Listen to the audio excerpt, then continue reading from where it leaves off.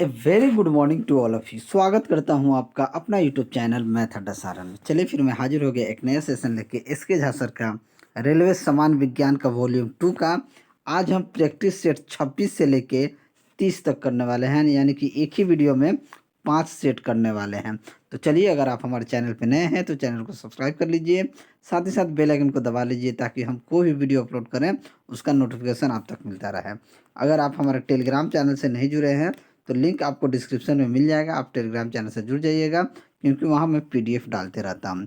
और वीडियो अगर आपको अच्छा लगे तो वीडियो को लाइक कीजिएगा, दोस्तों में शेयर कीजिएगा। तो चलिए बिना टाइम वेस्ट के क्लास को शुरू करते हैं, क्योंकि आज हम 5 सेट करने वाले हैं।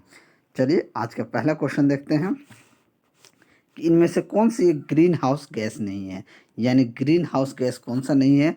कार्बन डाइऑक्साइड, सल्फर डाइऑक्साइड या नाइट्रस ऑक्साइड। ठीक है, और नाइट्रोजन। तो जो नाइट्रोजन होता है ये ग्रीन हाउस गैस नहीं होता है। नाइट्रोजन जो होता है ये ग्रीन हाउस गैस नहीं होता है। तो ऑप्शन बी क्या हो जाएगा? आपका सही आंसर हो जाएगा। नाइट्रोजन प्राकृतिक में कितना परसेंट पाया जाता है? तो 78% पाया जाता है। ग्रीन हाउस की बात की जाए तो CO2, SO2 और N2 यहाँ तो दिख रहे, क्लोरोफ्लोरोकार्बन भी होता है, और मीथेन CH4 भी क्या होता है? आपका क्या नाम है? ग्रीन हाउस गैस ही होता है। नेक्स्ट क्वेश्चन नंबर 2 का था, डैश एक मात्रा है जो एक तरंग की प्रकृति का वर्णन नहीं करता है। ऊंचाई, तरंग गति, तरंग दैर्ध्य, आवृत्ति। ऊंचाई जो है, आप किसी तरंग का क्या नाम है, एकमात्र जो तरंग की प्रकृति का ऊंचाई वर्णन नहीं करता है। तरंग दैर्ध्य किससे रिलेटेड है? तो ये आपका तरंग से, तरंग गति, आवृत्ति, ये सब क्या है? रिलेशन है इससे। तो ऊंचाई इसमें क्या है? नहीं है। तो ऑप्शन ए क्या हो जाएगा? आपका सही आंसर हो जाएगा। चलिए अगला क्वेश्चन देखते हैं। क्वेश्चन नंबर 3, आवर्त सारणी के चौथे आवर्त में डैश तत्व उपस्थित होते हैं। तो आवर्त सारणी के चौथे आवर्त में कितने आपका तत्व उपस्थित होते हैं? तो ये आप कह सकते हैं कि 18 तत्व चौथे आवर्त में कितने होते हैं? चौथे और पांचवें में 18 तत्व उपस्थित होते हैं। तो ऑप्शन डी क्या हो जाएगा? आपका सही आंसर हो जाएगा। चलिए अगला क्वेश्चन देखते हैं कि फास्फोरस की परमाणु नक्तक क्या होती है। तो फास्फोरस की परमाणु नक्तक जो होती है ये 4 होती है। अगर सफ़ेद फास्फोरस यानी कि P4 कहा जाए, इसकी परमाणुता कितनी होगी? 4। तो ऑप्शन सी क्या हो जाएगा? आपका सही आंसर हो जाएगा। देखिए, किसी भी तत्व की परमाणुता जो होता है यह बताता है कि उस तत्व के एक अणु में कितने क्या है? परमाणु उपस्थित हैं। चलिए अगला क्वेश्चन देखते हैं कि निम्न में से किस पशु में छोटी आंत सबसे छोटी होती है।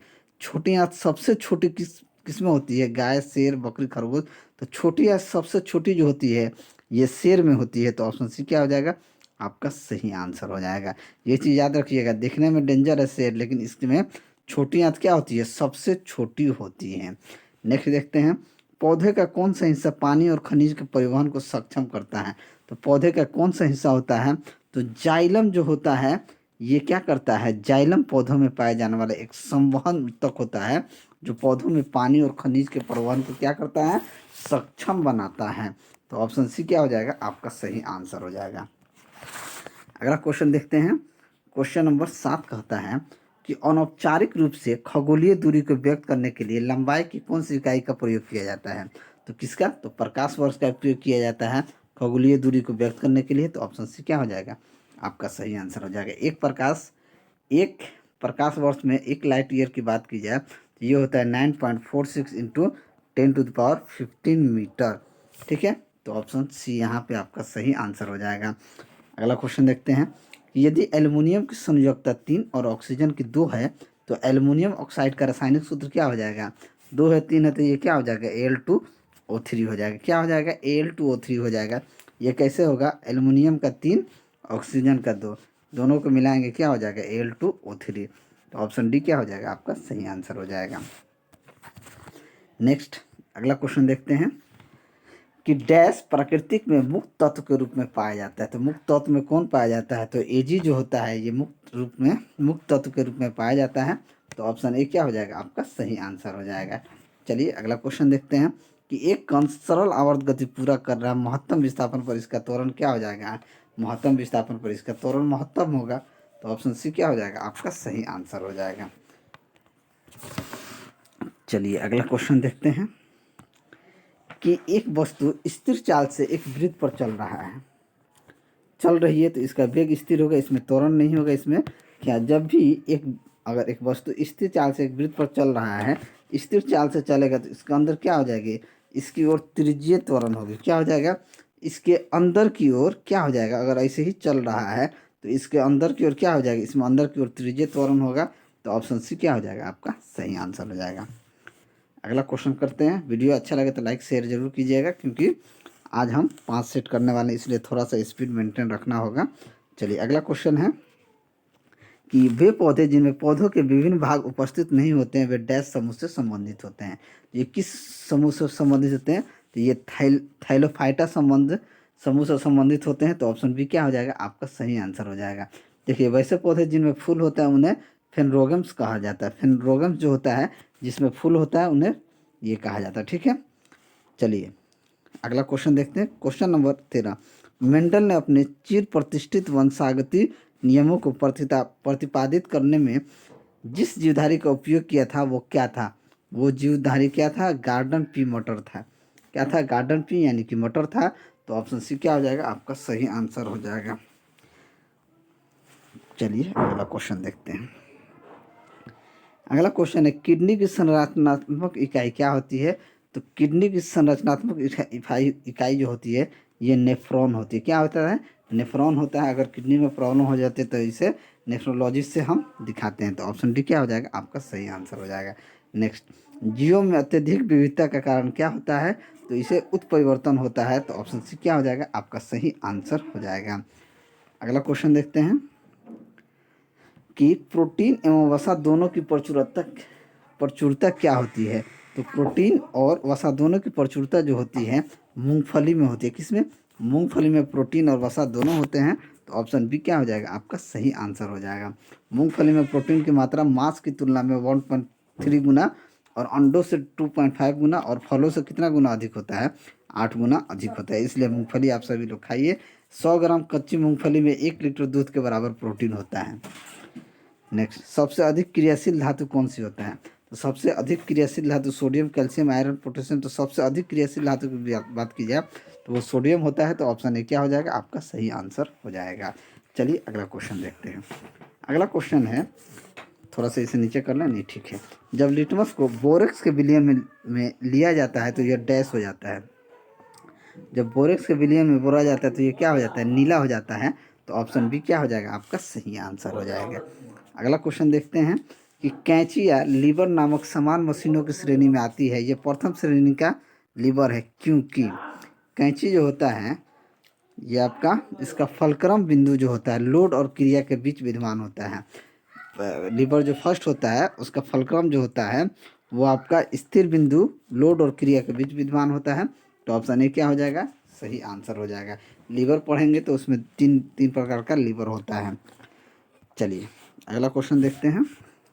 Question number 20। एल्युमिनियम धातु को प्राप्त किया जाता है। तो एल्युमिनियम धातु को कहाँ से प्राप्त किया जाता है। तो ये एल्युमिनियम धातु को बॉक्साइट से क्या किया जाता है, प्राप्त किया जाता है। तो ऑप्शन सी क्या हो जाएगा, आपका सही आंसर हो जाएगा। अगर पिंच ब्लेंड की बात की जाए तो इसे यूरेनियम से, ग्रेफाइट से कार्बन, बॉक्साइट से एल्युमिनियम और अर्जेंटाइन से चांदी को प्राप्त किया जाता है। नेक्स्ट, डैश गैस का उपयोग प्रदीप्त गैस के रूप में किया जाता है। किस गैस का उपयोग। तो प्रोपेन गैस का जो उपयोग किया जाता है ये प्रदीप्त गैस के रूप में प्रयोग किया जाता है। प्रोपेन एक संतृप्त हाइड्रोकार्बन होता है। अगला क्वेश्चन, इनमें से कौन सा सही मिलान नहीं है। सही मिलान नहीं यानी कि गलत है।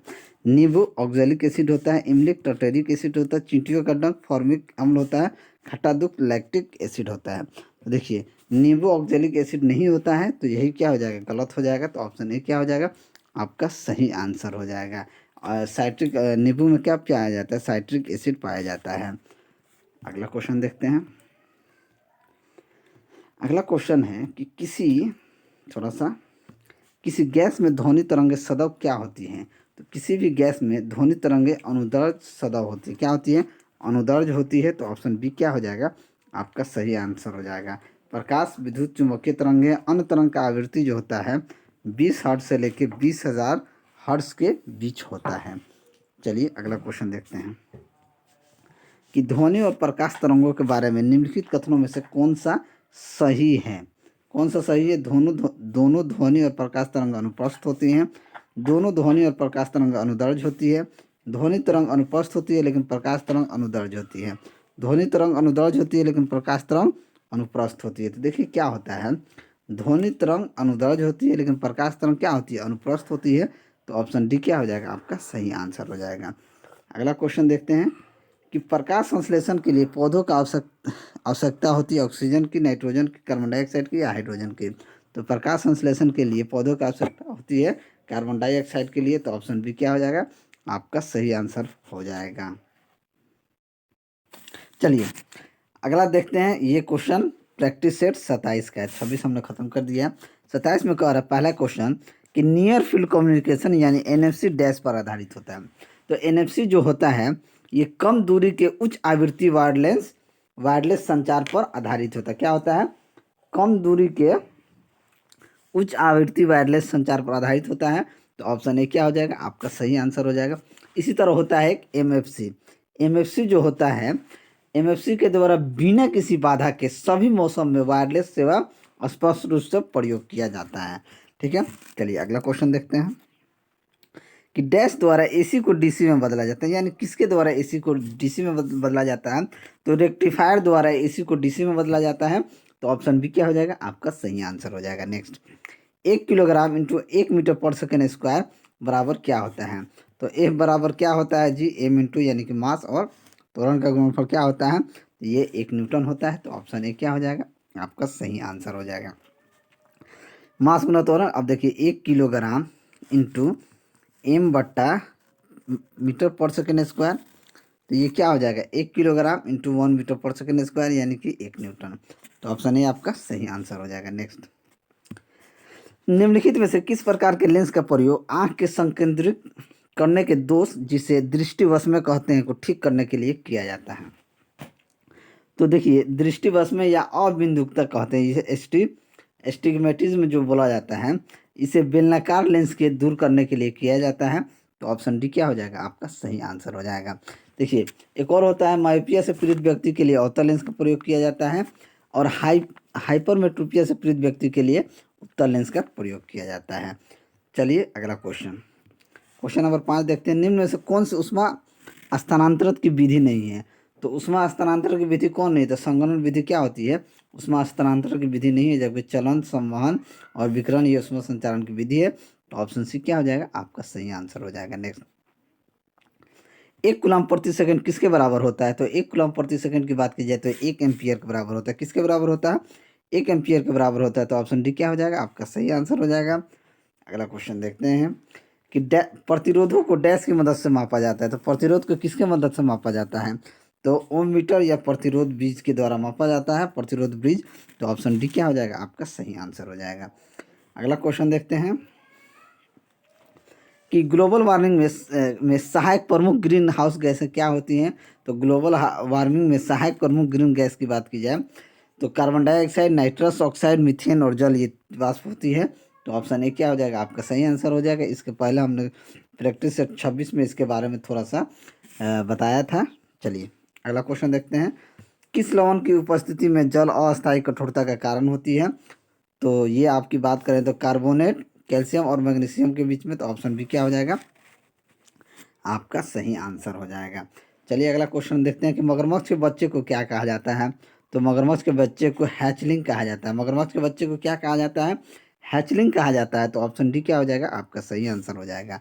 नेक्स्ट, कार्बन मोनोऑक्साइड मानव रक्त में कार्बोक्सिलिक हीमोग्लोबिन बनाता है जिसके कारण हो सकता है ऑक्सीजन वहन क्षमता में वृद्धि, ऑक्सीजन वहन क्षमता में कमी, केंद्रीय तंत्र का नुकसान या संचार प्रणाली में क्षति। तो कार्बन मोनोऑक्साइड की बात की जाए तो ये ऑक्सीजन वहन क्षमता में क्या करता है, कमी करता है। तो ऑप्शन बी क्या हो जाएगा, आपका सही आंसर हो जाएगा।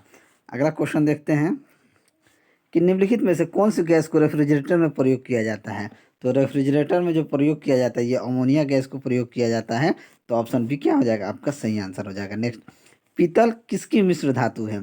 तो पीतल जो होता है कॉपर और जिंक का मिश्र धातु होता है। तो ऑप्शन बी क्या हो जाएगा, आपका सही आंसर हो जाएगा। पीतल किसके, कॉपर और जिंक का। तो ऑप्शन बी आपका सही आंसर हो जाएगा। नेक्स्ट देखते हैं, थोड़ा सा इसे नीचे करना होगा। निम्नलिखित तत्वों में किसका लवण पटाखों में रंग उत्पन्न करता है। तो पटाखों में रंग किसका, स्ट्रोंशियम एवं बेरिलियम जो होता है बेरियम, स्ट्रोंशियम एंड बेरिलियम के कारण ही पटाखों में रंग दिखता है। तो ऑप्शन सी क्या हो जाएगा। ये वेरी वेरी इंपॉर्टेंट क्वेश्चन है, कई बार पूछा गया है। ठीक है, चलिए अगला क्वेश्चन देखते हैं कि ब्राउन रंग रिंग परीक्षण का प्रयोग होता है। ब्राउन रिंग परीक्षण का प्रयोग कहाँ होता है। तो ये आपको नाइट्रेट्स के विश्लेषण के लिए किया जाता है। तो ऑप्शन ए क्या हो जाएगा, आपका सही आंसर हो जाएगा। एक नाइट्रेट परीक्षण एक रासायनिक परीक्षण है जिसका उपयोग समाधान में नाइट्रेट आयन की उपस्थिति को निर्धारित करने के लिए किया जाता है। अगला क्वेश्चन देखते हैं कि अभिक्रिया, थोड़ा सा इसे नीचे करना होगा। अभिक्रिया उसमें निर्भर नहीं करती है। अभिक्रिया उसमें निर्भर किस पे नहीं करती है, तो उस पद पर जिसमें अंतिम उत्पाद प्राप्त किया जाता है। तो ऑप्शन बी क्या हो जाएगा, आपका सही आंसर हो जाएगा। दूध की सघनता मापने के लिए प्रयुक्त एक उपकरण होता है। तो दूध की सघनता किससे मापा जाता है, तो लैक्टोमीटर से मापा जाता है। तो ऑप्शन बी आपका सही आंसर हो जाएगा। कई बार ये क्वेश्चन पूछा गया है। चलिए अगला क्वेश्चन देखते हैं। पित्त के कार्य को डैश कहा जाता है।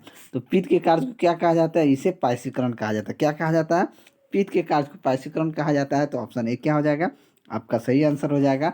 पित्त जो है यकृत से स्रावित होता है, यानी कि यकृत से पित्त स्रावित होता है। नेक्स्ट, नेत्र में प्रवेश करने वाले प्रकाश की मात्रा को किसके द्वारा नियंत्रित किया जाता है। तो ये आपको पुतली के द्वारा नियंत्रित किया जाता है। तो ऑप्शन ए क्या हो जाएगा, आपका सही आंसर हो जाएगा। जैसे आप पुतली यानी इरिस, आँख का वह हिस्सा होता है जो आँखों में पहुँचने वाले प्रकाश को क्या करता है, नियंत्रित करता है। जैसे ही आप आँखों की तरफ अपने हाथों का इशारा कीजिएगा तो सबसे पहले पुतली क्या हो जाता है, बंद हो जाता है। चलिए अगला क्वेश्चन देखते हैं कि डैश प्रयोग हमें गुणों की विरासत को एक पीढ़ी से अगली पीढ़ी में ले जाने के लिए तंत्र प्रदान करते हैं। वो क्या होते हैं, तो देखिए मेंडल के प्रयोग हमें गुणों की विरासत को एक पीढ़ी से अगली पीढ़ी में ले जाने के लिए तंत्र प्रदान करते हैं। तो ऑप्शन सी क्या हो जाएगा, आपका सही आंसर हो जाएगा। नेक्स्ट, इनमें से कौन सा अंग उत्सर्जन तंत्र से संबंधित नहीं है, यानी कोरोनरी धमनी, हेप्टिक सिरा, गुर्दे की धमनी या पेल्मोनरी सिरा। तो देखिए गुर्दे की धमनी जो होती है ये अंग उत्सर्जन तंत्र से क्या है, संबंधित नहीं है। तो ऑप्शन बी क्या हो जाएगा, आपका सही आंसर हो जाएगा। अगला क्वेश्चन देखते हैं कि निम्नलिखित में से किन पौधों में गुप्त प्रजनन अंग पाए जाते हैं। तो गुप्त प्रजनन अंग किस में पाए जाते हैं, तो ये मर्सिलिया में पाया जाता है। तो ऑप्शन ए क्या हो जाएगा, आपका सही आंसर हो जाएगा। अगला क्वेश्चन देखते हैं, पौधों के विभिन्न अंग वनस्पतियाँ और जैविक अपशिष्ट कहलाते हैं। क्या कहलाते हैं, तो ये बायोमास कहलाते हैं। तो ऑप्शन सी क्या हो जाएगा, आपका सही आंसर हो जाएगा। ठीक है, अगला क्वेश्चन देखते हैं कि हीमोग्लोबिन निम्नलिखित में से किसका महत्वपूर्ण घटक होता है। तो हीमोग्लोबिन की बात की जाए तो ये लाल रुधिर कोशिकाएं का महत्वपूर्ण घटक होता है। तो ऑप्शन ए क्या हो जाएगा, आपका सही आंसर हो जाएगा। ठीक है, और डब्ल्यूबीसी में केंद्रक पाया जाता है और डब्ल्यूबीसी की आकार और रचना अमीबा के समान होता है। मानव हृदय में कितने वॉल्व सेट होते हैं, तो मानव हृदय में कितने वॉल्व सेट होते हैं, तो 4 वॉल्व सेट होते हैं। तो ऑप्शन ए क्या हो जाएगा, आपका सही आंसर हो जाएगा। ये प्रैक्टिस सेट 27 समाप्त हो गया, अब करते हैं 28। चलिए अब देखते हैं प्रैक्टिस सेट नंबर 28। ठीक है, प्रैक्टिस सेट नंबर 28 का पहला क्वेश्चन है, जुगनू होता है। जुगनू क्या होता है जी, तो जुगनू का क्या होता है, कीट होता है। जुगनू कीट होता है जो रात में आप देखते होंगे कि अंधेरा रात में जो उड़ता है लोग, तो उसमें एक लाइट जलता है। ठीक है, जिसे हम गांव देहात में भगजोनी भगजोनी कहते थे, वही है। तो वो क्या होता है, कीट होता है। तो ऑप्शन बी क्या हो जाएगा, आपका सही आंसर हो जाएगा। नेक्स्ट, आँख के रेटिना की परंपरागत कैमरा निम्नलिखित में से किस भाग से तुलना की जा सकती है। तो ये फिल्म के से तुलना की जाती है। तो ऑप्शन ए क्या हो जाएगा, आपका सही आंसर हो जाएगा। रेटिना जो है अपने टकराने वाले प्रकाश किरणों को विद्युतीय सिग्नलों में परिवर्तित कर देता है, जिन्हें दृश्य सिराए मस्तिष्क तक ले जाके एक पिक्चर को दिखाती है। ठीक है, नेक्स्ट, नेट्रियम निम्न में से किसका लैटिन नाम है। नेट्रियम की बात की जाए तो ये सोडियम का लैटिन नाम नेट्रियम होता है। तो ऑप्शन बी क्या हो जाएगा, आपका सही आंसर हो जाएगा। अगला क्वेश्चन देखते हैं कि किसी तत्व की संयोजक शक्ति क्षमता क्या होती है। तो किसी तत्व की संयोजक शक्ति क्षमता जो होती है वो उसकी संयोजकता होती है। तो ऑप्शन डी क्या हो जाएगा, आपका सही आंसर हो जाएगा। अगला क्वेश्चन देखते हैं, जैव कोशिका का कौन सा भाग पावर हाउस कहलाता है। तो जैव कोशिका का माइटोकॉन्ड्रिया जो होता है ये पावर हाउस कहलाता है। तो ऑप्शन सी क्या हो जाएगा, आपका सही आंसर हो जाएगा। नेक्स्ट, शरीर में से निम्न में से कौन सा संक्रमण से हमारी रक्षा करता है। तो डब्ल्यूबीसी जो होता है इसे संक्रमण से हमारा रक्षा करता है। ये डब्ल्यूबीसी विशेष रुधिर कणिकाएं होती हैं। चलिए अगला क्वेश्चन देखते हैं कि एल्केन संतृप्त हाइड्रोकार्बन होते हैं जिनमें 2 कार्बन परमाणुओं के बीच एक एकल बंध पाया जाता है जिसका समान सूत्र क्या होता है? इसका समान सूत्र होता है CnH2n+2 होता है। तो ऑप्शन ए क्या हो जाएगा? आपका सही आंसर हो जाएगा। एल्केन एल्काइन सबका अलग अलग होता है, ठीक है। डाल्टन का सिद्धांत किस नियम पर आधारित होता है? तो डाल्टन का सिद्धांत रासायनिक संयोजन पे आधारित होता है। तो ऑप्शन बी क्या हो जाएगा? आपका सही आंसर हो जाएगा। अगला क्वेश्चन देखते हैं कि निम्न में से कौन सा विलयन का पीएच मान न्यूनतम होता है? तो सबसे न्यूनतम पीएच मान किसका होता है? तो नींबू का रस का होता है। तो ऑप्शन ए क्या हो जाएगा? आपका सही आंसर हो जाएगा। कितना होता है? तो नींबू का रस का 2.2 होता है। शुद्ध जल की बात की जाए तो 7.0 होता है। रक्त का पीएच मान 7.4 होता है। और दूध का पीएच मान 6.4 होता है, ठीक है। और सिरके का 3 होता है। चलिए अगला क्वेश्चन देखते हैं। गर्मी अवशोषित करने के लिए तरल के वाष्पीकरण के सिद्धांत के प्रयोग में डैश किया जाता है। तो इसमें रेफ्रिजरेटर का प्रयोग किया जाता है। तो ऑप्शन बी क्या हो जाएगा? आपका सही आंसर हो जाएगा। नेक्स्ट, ब्रह्मांड में किन्हीं दो निकायों के बीच गुरुत्वाकर्षण बल डैश पर निर्भर नहीं करता है। तो किस पर निर्भर नहीं करता है? तो उनके द्रव्यमानों के योग पे निर्भर नहीं करता है, बीच की दूरी पर करता है। जैसे F बराबर क्या होता है? G m1m2/r²। यही है। तो उनके द्रव्यमान के योग पे थोड़ी निर्भर करता है। चलिए अगला क्वेश्चन देखते हैं कि निम्नलिखित में से कौन सा कोलेस्ट्रॉल का उल्लेख नहीं करता है? कोलेस्ट्रॉल का उल्लेख कौन नहीं करता है? कम घनत्व लिपोप्रोटीन, उच्च घनत्व वाले लिपोप्रोटीन, रिसस फैक्टर या डिब्बा बंद प्रोटीन। तो ये रिसस फैक्टर जो होता है ये उल्लेख नहीं करता है। तो ऑप्शन सी क्या हो जाएगा? आपका सही आंसर हो जाएगा। अगला क्वेश्चन देखते हैं कि विटामिन B6 की कमी से पुरुष में क्या होता है? तो विटामिन B6 की कमी से पुरुष में अरक्तता होता है। क्या होता है? अरक्तता होता है। तो ऑप्शन डी क्या हो जाएगा? आपका सही आंसर हो जाएगा। विटामिन B6 का दूसरा नाम पायरिडॉक्सिन होता है। क्या होता है? पायरिडॉक्सिन होता है। इसका मुख्य स्रोत की बात की जाए तो दूध, ईस्ट, अनाज, मांस, जिगर, मछली इत्यादि खाने से ये बीमारी दूर हो जाता है। चलिए अगला क्वेश्चन देखते हैं। अगला क्वेश्चन है कि दो सतहों के बीच सतह अनियमितताओं के परिणाम स्वरूप डैश होता है। क्या होता है? उसके दो सतहों के बीच सतह अनियमितता के परिणाम स्वरूप क्या होता है? घर्षण होता है। तो ऑप्शन ए क्या हो जाएगा? आपका सही आंसर हो जाएगा। नेक्स्ट, किसी वस्तु का ताप किसका सूचक होता है? तो किसी वस्तु का ताप उसके अणुओं के औसत गतिज ऊर्जा का सूचक होता है। तो ऑप्शन डी क्या हो जाएगा? आपका सही आंसर हो जाएगा। अगला क्वेश्चन देखते हैं कि ध्वनि की आवृत्ति n, तरंगता लेमडा और चाल v के बीच क्या संबंध होता है? तो v बराबर क्या होता है? n लेमडा होता है। तो ऑप्शन सी क्या हो जाएगा? आपका सही आंसर हो जाएगा। v तरंग का वेग होता है, ठीक है। अगला क्वेश्चन देखते हैं कि 5 से 8% एसिटिक एसिड को कहा जाता है।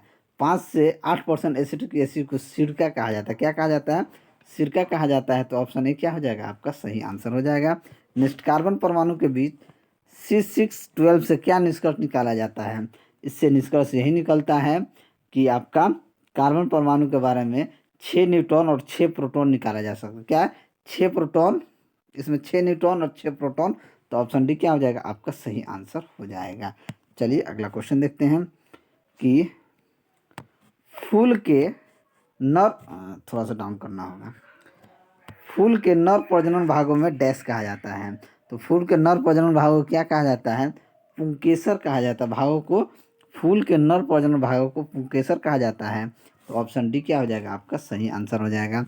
नेक्स्ट, मनुष्य जाति के एक पुरुष को उसके एक्स क्रोमोसोम उसकी डैश से प्राप्त होते हैं। तो एक्स क्रोमोसोम कहाँ से प्राप्त होता है? तो उसकी माँ से, यानी कि माता से प्राप्त होता है। तो ऑप्शन बी आपका सही आंसर हो जाएगा। चलिए अगला क्वेश्चन देखते हैं कि सहसंयोजक अणु का एक उदाहरण है। तो सहसंयोजक अणु का कौन सा उदाहरण होता है? तो कार्बन टेट्राक्लोराइड जो होता है ये सहसंयोजक का उदाहरण होता है। तो ऑप्शन सी क्या हो जाएगा? आपका सही आंसर हो जाएगा। सभी अम्लों का साझा तत्व क्या होता है? तो सभी अम्लों का साझा तत्व जो होता है ये आपका हाइड्रोजन होता है। तो ऑप्शन डी क्या हो जाएगा? आपका सही आंसर हो जाएगा। अगला क्वेश्चन देखते हैं कि विद्युत हीटर पर एलिमेंट निम्नलिखित में से किस धातु का बना रहता है? तो विद्युत हीटर पर एलिमेंट जो होता है ये नाइक्रोम का बना होता है। तो ऑप्शन ए क्या हो जाएगा? आपका सही आंसर हो जाएगा। चलिए अगला क्वेश्चन देखते हैं कि जब एक श्वेत प्रकाश ग्लास प्रिज्म से गुजरता है तो निम्न में से कौन सा रंग सर्वाधिक अपवर्तित होता है? तो सबसे ज़्यादा नीला अपवर्तित होता है। तो ऑप्शन ए क्या हो जाएगा? आपका सही आंसर हो जाएगा। अगला क्वेश्चन देखते हैं कि निम्नलिखित में से कौन सा लार सलाइवा का लाभ नहीं है। सलाइवा का लाभ कौन सा नहीं है। यह निगलने में मदद करती है, यह शरीर में आरबीसी की वृद्धि करती है, या यह मुख तथा दांतों को साफ रखती है, या होठों तथा जिह्वा की गति को अनुकूलन बनाकर बोलने में मदद करती है। तो लाभ नहीं है, तो यह शरीर में आरबीसी की वृद्धि नहीं करता है, तो ऑप्शन बी क्या हो जाएगा, आपका सही आंसर हो जाएगा। यह हमारा प्रैक्टिस सेट 28 खत्म। अब हम देखेंगे प्रैक्टिस सेट 29। क्या देखने वाले हैं, थोड़ा सा इसको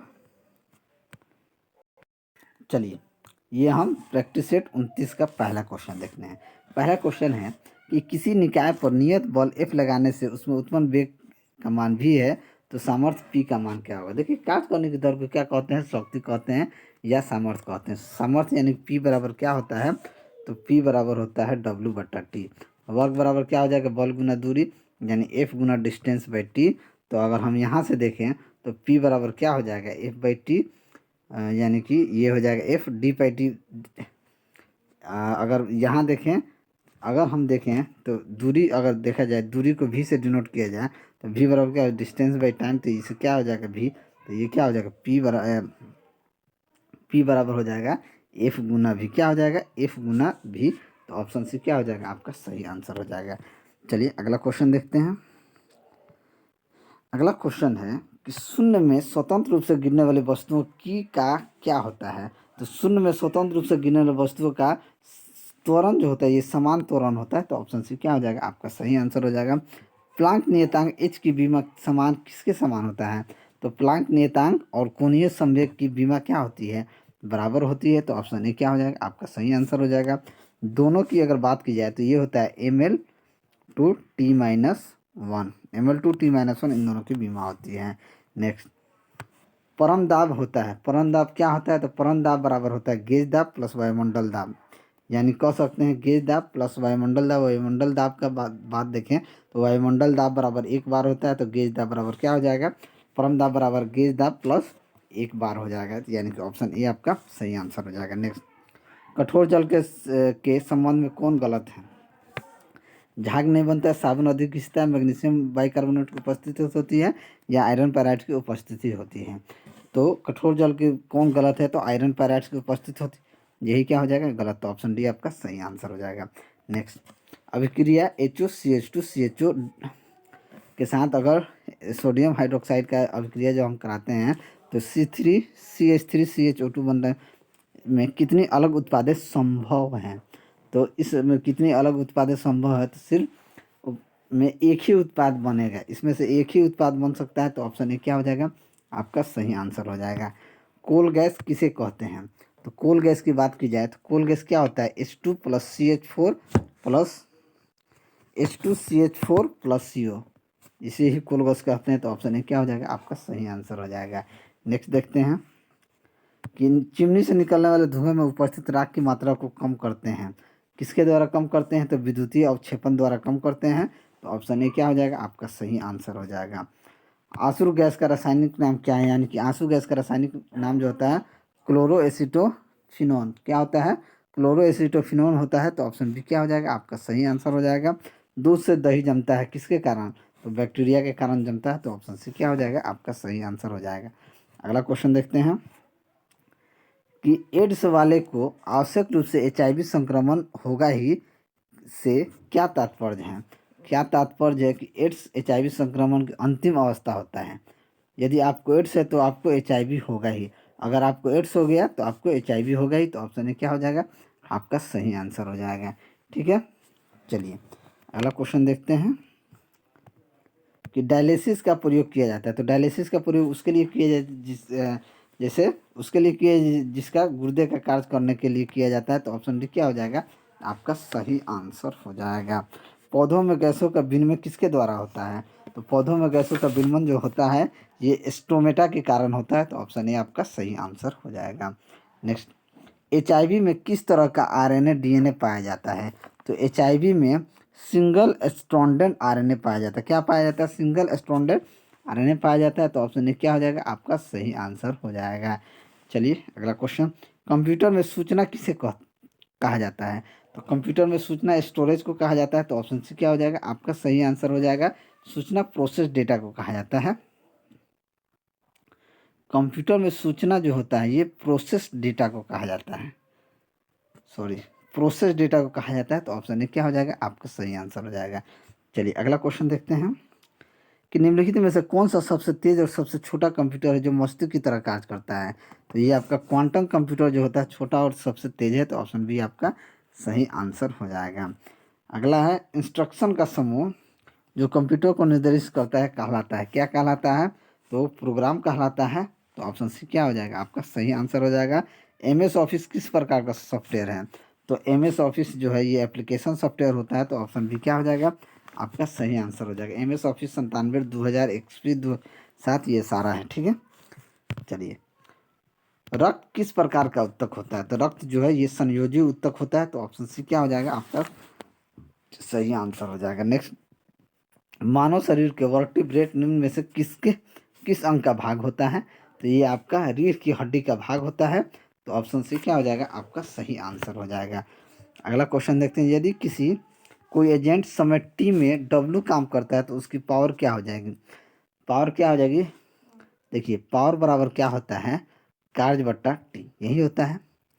अगर तो क्या हो जाएगा डब्ल्यू बाई टी, तो ऑप्शन डी क्या हो जाएगा, आपका सही आंसर हो जाएगा। चलिए अगला क्वेश्चन देखते हैं। क्वेश्चन है कि पृथ्वी पर किसी वस्तु का भार 200 न्यूटन है और द्रव्यमान 20 केजी है, तो गुरुत्वीय त्वरण का मान क्या हो जाएगा। गुरुत्वीय त्वरण क्या होता है, भार बटा द्रव्यमान, यानी कि 200 बटा 20 यानी कि 10 मीटर प्रति सेकंड। गुरुत्वीय त्वरण क्या होता है, अगर देखा जाए भार बराबर हमारा होता है द्रव्यमान गुना गुरुत्वीय त्वरण। तो गुरुत्वीय त्वरण का मान क्या हो जाता है, भार बटा द्रव्यमान, तो ये 10 मीटर पर सेकंड। तो ऑप्शन बी आपका सही आंसर हो जाएगा। अगला क्वेश्चन देखते हैं कि डैश एंजाइम नहीं है, क्या एंजाइम नहीं है, तो इंसुलिन जो होता है ये एंजाइम नहीं होता है। तो ऑप्शन ए क्या हो जाएगा, आपका सही आंसर हो जाएगा। इंसुलिन एक हार्मोन होता है। नेक्स्ट, दमित्री मेंडलीव ने क्या तैयार किया था, दमित्री मेंडल ने आपका रासायनिक तत्वों की आवर्त सारणी तैयार किया था। तो ऑप्शन बी क्या हो जाएगा, आपका सही आंसर हो जाएगा। और अगला क्वेश्चन देखते हैं, टोकई टकाई यानी कि सोल्डरिंग के लिए डैश डैश का प्रयोग किया जाता है। तो सोल्डरिंग के लिए हम क्या प्रयोग करते हैं, एल्युमिनियम एवं निकल की मिश्र धातु। तो ऑप्शन ए क्या हो जाएगा, आपका सही आंसर हो जाएगा। ठीक है, ये रेडियो ऑडियो टीवी ओवी के दुकान पे सोल्डरिंग होता है, ठीक है। चलिए ये हमारा 29 आज ख़त्म हो गया, अभी ख़त्म हो गया। अब हम चलते हैं प्रैक्टिस नंबर 30 में, ठीक है। चलिए अब हम देखते हैं practice number 30। Practice set number 30 का ये पहला क्वेश्चन है कि एक व्यक्ति लिफ्ट के अंदर वजन पैमाने पर खड़ा है और लिफ्ट ऊपर की तरफ तेजी से चलना शुरू कर देती है, तो क्या होगा, तो पैमाना वजन अधिक दिखाएगा, क्या हो जाएगा। अगर लिफ्ट जो है ए त्वरण से ऊपर जाती है, ए त्वरण से अगर ये लिफ्ट है ऊपर जाएगी, तो भार क्या हो जाता है, डब्ल्यू बराबर एम इंटू जी प्लस ए, यानी कि एम जी और एम ए क्या हो जाता है, मास द्रव्यमान बढ़ जाता है। तो पैमाना वजन क्या हो जाएगा, अधिक दिखाएगा। तो ऑप्शन ए आपका सही आंसर हो जाएगा। अगला क्वेश्चन देखते हैं, किसी वाहन की गति माप यंत्र बताता है उसकी औसत चाल, अधिकतम चाल, तात्क्षणिक चाल, सुरक्षित चाल। क्या बताता है, उसका तात्क्षणिक चाल बताता है। तात्क्षणिक चाल माने किसी विशेष क्षण पर वस्तु का चाल, उसका तात्क्षणिक चाल कहलाता है। तो ऑप्शन बी आपका सही आंसर हो जाएगा। कोल गैस की उपस्थित घटक का चयन कीजिए। तो कोल गैस का उपस्थित घटक क्या है, हाइड्रोजन, मीथेन, कार्बन मोनोऑक्साइड, ये सभी हैं। हाइड्रोजन, मीथेन, कार्बन मोनोऑक्साइड ये सभी होते हैं। तो ऑप्शन डी आपका सही आंसर हो जाएगा। नेक्स्ट, H2O2 में O2 की ऑक्सीकरण संख्या क्या होगी। हमको O2 का पूछ रहा है, H यानी कि 1 गुना 2 प्लस अगर इसका ऑक्सीजन का 2 गुना x बराबर 0, तो 2x बराबर क्या हो जाएगा, -2, तो x बराबर क्या हो जाएगा, -1। तो ऑप्शन बी आपका सही आंसर हो जाएगा। नेक्स्ट, जैव विकास के संदर्भ में सांपों के में अंगों का लोप होने का स्पष्ट किया जाता है। तो किसमें किया जाता है, अंगों का उपयोग तथा अनुप्रयोग, यानी कि बिलों में रहने के लिए, प्राकृतिक चयन के लिए या उपर्जित लक्षणों के वंशवृद्धि के लिए। तो ये आपका अंगों का उपयोग तथा अनुप्रयोग किए जाने के लिए। तो ऑप्शन ए क्या हो जाएगा, आपका सही आंसर हो जाएगा। नेक्स्ट, 500 मीटर पर सेकंड की चाल से यात्रा करने वाली तरंग की आवृत्ति 20 हर्ट्ज है, तो समय अंतराल क्या हो जाएगा। आवृत्ति अगर 20 हर्ट्ज है तो आवर्तकाल क्या होता है, आवर्तकाल बराबर होता है 1 बटा आवृत्ति, तो ये हो जाएगा 1 बटा 20 यानी कि 0.05 सेकंड। तो ऑप्शन सी का सही आंसर हो जाएगा। नेक्स्ट, अगला क्वेश्चन है कि एक विद्युत गैजेट द्वारा 10 मिनट में 0.6 एम्पीयर की धारा खींची जाती है तो परिपथ के माध्यम से प्रवाहित होने वाले विद्युत आवेश की मात्रा ज्ञात कीजिए। अब देखिए समय यहाँ कितना लग रहा है, 10 मिनट। 10 मिनट को अगर सेकंड में बदलें तो 10 × 60 यानी कि ये 600 सेकंड हो गया। धारा की बात की जाए यानी कि आई कितना है, 0.6, तो क्यू बराबर क्या होता है, आई टी होता है, यानी कि 600 × 0.6 यानी कि 360 कूलाम। तो ऑप्शन सी क्या हो जाएगा, आपका सही आंसर हो जाएगा। नेक्स्ट अगला क्वेश्चन है कि एक विषाणु में होती है, तो विषाणु में क्या होती है, तो एक विषाणु में DNA plus protein, RNA, DNA केवल डीएनए या आरएनए प्लस प्रोटीन दोनों होती हैं। तो विषाणु में क्या होती है, आरएनए प्लस प्रोटीन दोनों होता है। तो ऑप्शन सी क्या हो जाएगा, आपका सही आंसर हो जाएगा। नेक्स्ट, मुर्गियों में रिकेट्स रोग किस विटामिन की कमी के कारण होता है, तो मुर्गियों में रिकेट्स की बात की जाए तो ये विटामिन डी के कारण होता है। तो ऑप्शन ए क्या हो जाएगा, आपका सही आंसर हो जाएगा। अगला क्वेश्चन है तो निषेचन यानी फर्टिलाइजेशन की क्रिया कहाँ पर होती है, तो फर्टिलाइजेशन की क्रिया जो होती है ये अंडा विहनी यानी कि ओविडक्ट में होता है, अंडावाहिनी में होता है। तो ऑप्शन बी क्या हो जाएगा, आपका सही आंसर हो जाएगा। अगला क्वेश्चन देखते हैं कि आग बुझाने वाले संयंत्र में कार्बन डाइऑक्साइड किस अभिक्रिया से पैदा होता है, तो कार्बन डाइऑक्साइड की बात की जाए तो ये सोडियम बाइकार्बोनेट तथा तनु सल्फ्यूरिक अम्ल से पैदा होता है। तो ऑप्शन सी क्या हो जाएगा, आपका सही आंसर हो जाएगा।